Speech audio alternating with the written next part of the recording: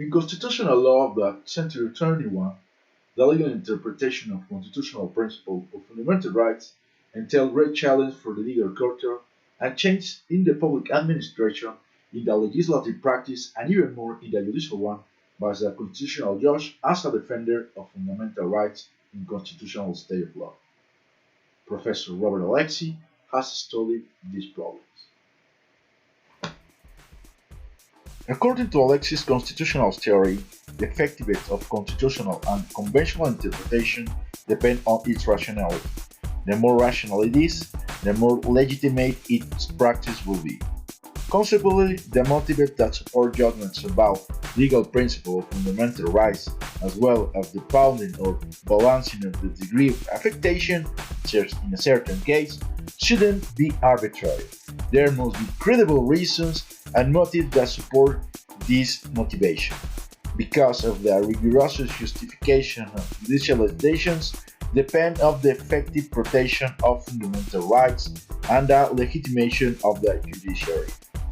As well as we can see in some real cases bring up by Legislation 2020 for the purpose of motivation the study of formal logic in legal reasoning.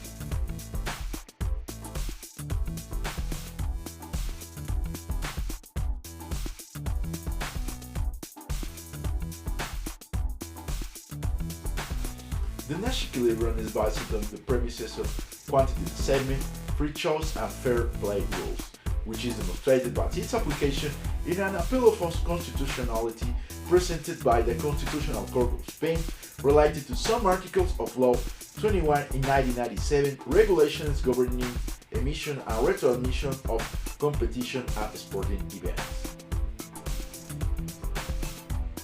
Thus, using an analytical weighted compounded model based on the NASH theory, the collision of fundamental rights caused by the administrative measure that regulates the emission in question is optimized.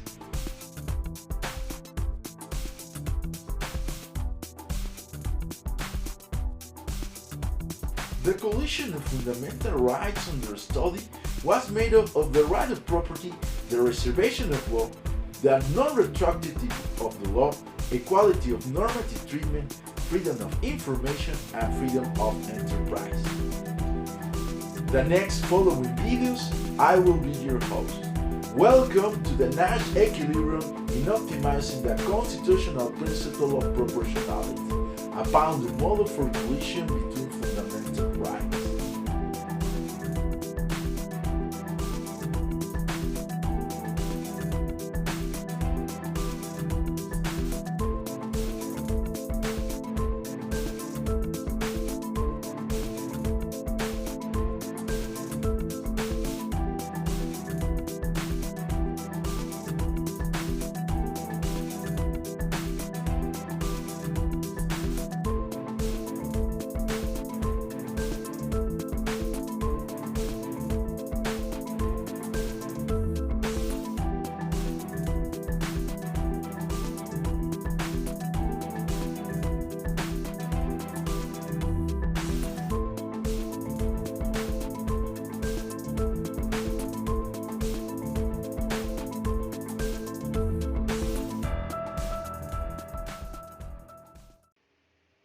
According to Von Wright, the norm defines a normative meaning that provides a specific behavior through an obligation, a permission, or a prohibition.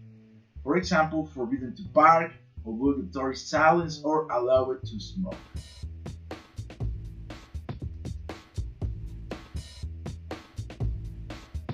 Alexis defines the fundamental rights as principles of optimization mandates to the greatest extent factually and legally. For example, the right to freedom, right to choose, right to life, right to education, and the rules as commands that are necessary order for compliance factually and legally. For example, whoever deprives the life of another person will be imposed from 8 to 20 years in jail. For these reasons, rules shouldn't be confused with norms and even less with optimization mandates, since the latter concept implies gradualness in the application of the principles in the context of theory of decisions. fundamental rights and close relation between themselves and their respective limits. According to Mexican jurisprudence, when a collision occurs between fundamental principles or rights in a specific case, the interpretant cannot subsume or void fundamental rights. The judge must use a specific method called proportionality test. In this sense, a legal measure may be a law or a legal act of the authority that violates fundamental rights, and the act of authority must be based on a previous law and motivated by a legal fact. Thus, when a certain legal measure causes a collision between fundamental rights, the problem of optimizing, restriction or expansion to the principle of proportionality is the central problem of constitutional law in the 21st century, where the dialectic of legal argumentation and the balance between consent and dissent played a preponderant role.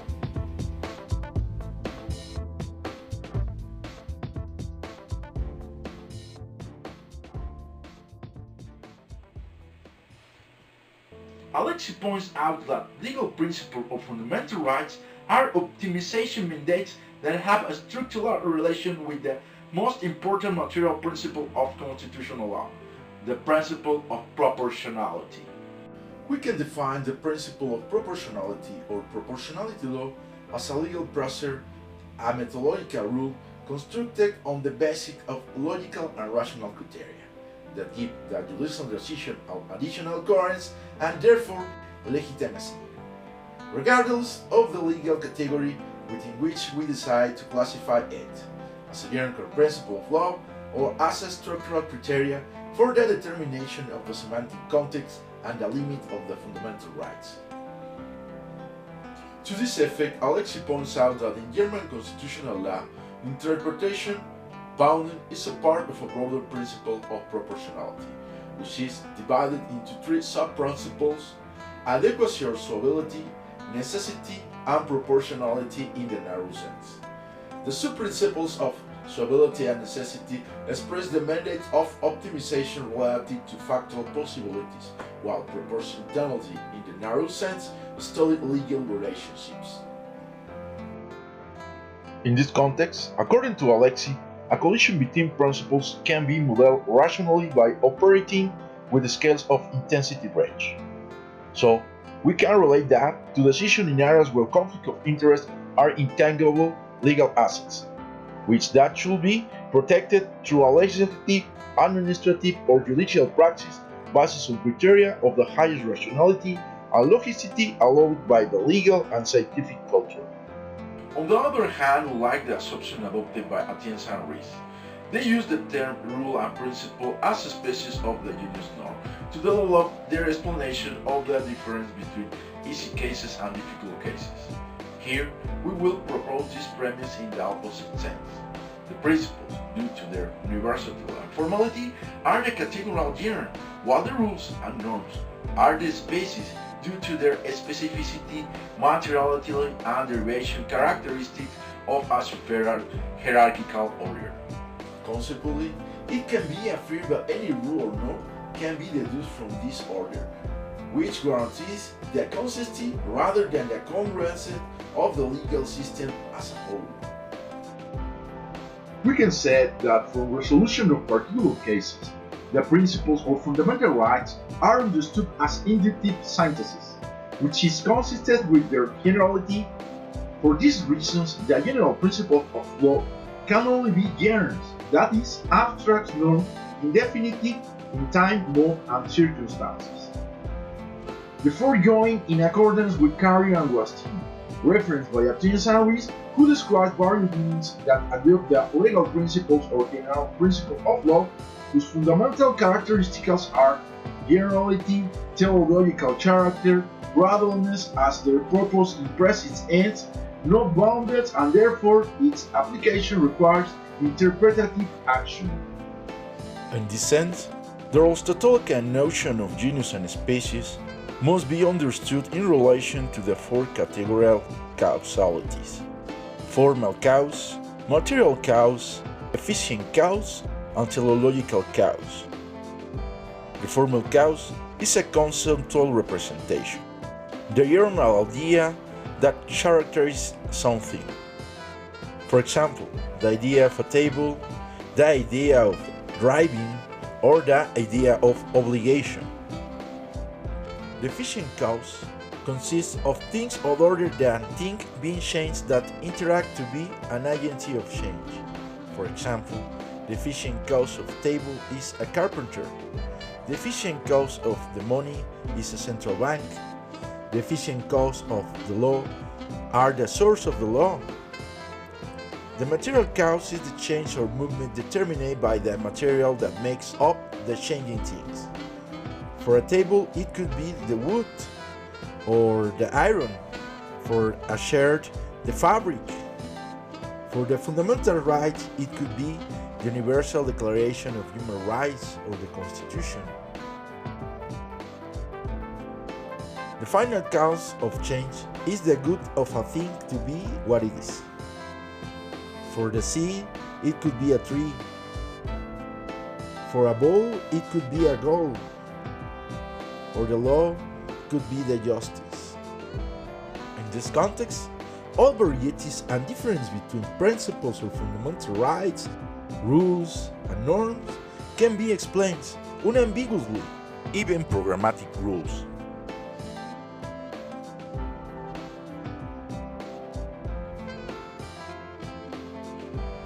Furthermore, under the Aristotelian scheme, it can be understood that in the logical plane of principle and rights, it is not possible to reach conclusions derived from antecedents or consequence. That is, from the logical group of implications, notions that are valid in the domain of deductive inference within the normative hierarchy where the subsumption is valid. Therefore, the process of Alexis and the federal courts that constitute the theoretical framework of this work confirm the nature of the principle as mandates of limitation, whose material application requires reasonableness and proportionality. Therefore, the process of Alexis and the federal courts of Mexico that constitutes the theoretical framework of this work confirm the nature and the principles as mandates of optimization.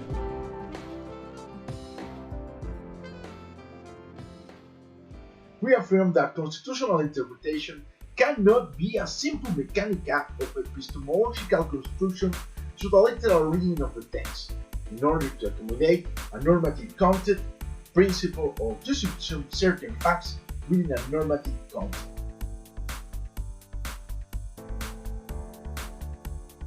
On the contrary, the constitutional interpretation in relation to a specific case or material situation under appeal has the essential purpose of clarifying the semantic content of the applicable normative statement, as well as the limiting scope and perhaps collision of principles, values, and related fundamental rights, which implies or displays the given meaning of the normative context. As well as we can see, constitutional interpretation is a highly abstract and complex process by virtue of which the judicial knowledge of the singular experience, the material appeal measure, is interpreted in a more general framework, the concept of law.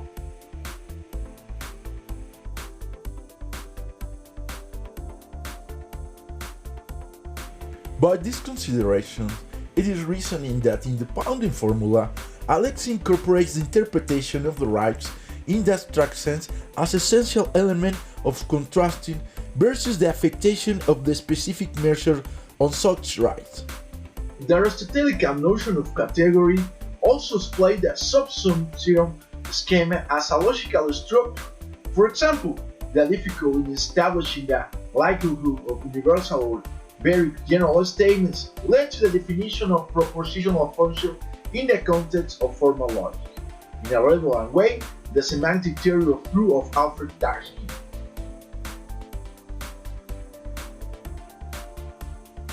Thus, the propositional function, every person is innocent until proven guilty, cannot be classified by its generality as a true or false statement, as long as the subject is not individually identified by a non-logical constant, the name what is proper to him.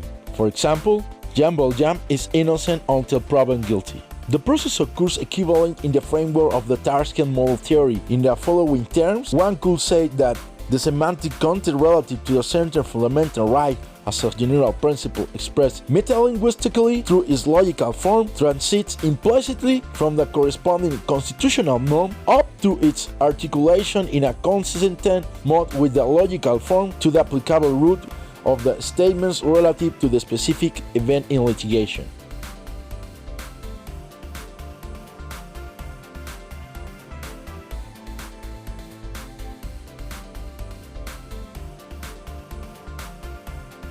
By virtue of the constitutional interpretation according to fundamental rights, this structural mechanism is summarized in the judicial syllogism.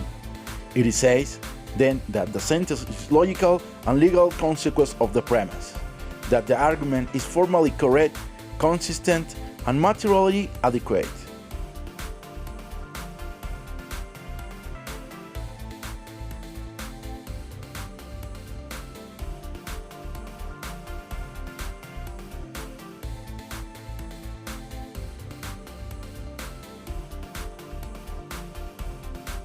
For example, all those sentenced are guilty. All thieves are sentenced. Therefore, all thieves are guilty. The above, in addition to lacking legal sense, a judgment on a collective is illegal in a democratic state.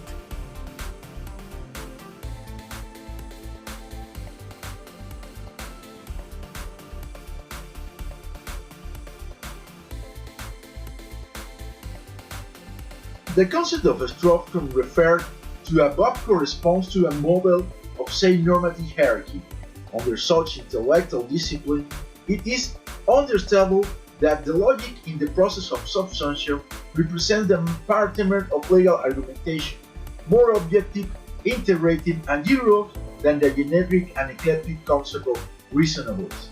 Only thus the legal truth, formally correct and materially adequate, has more force of conviction, justificatory efficacy, and credibility than the valid laxity of the reasonable or the so-called guarantees.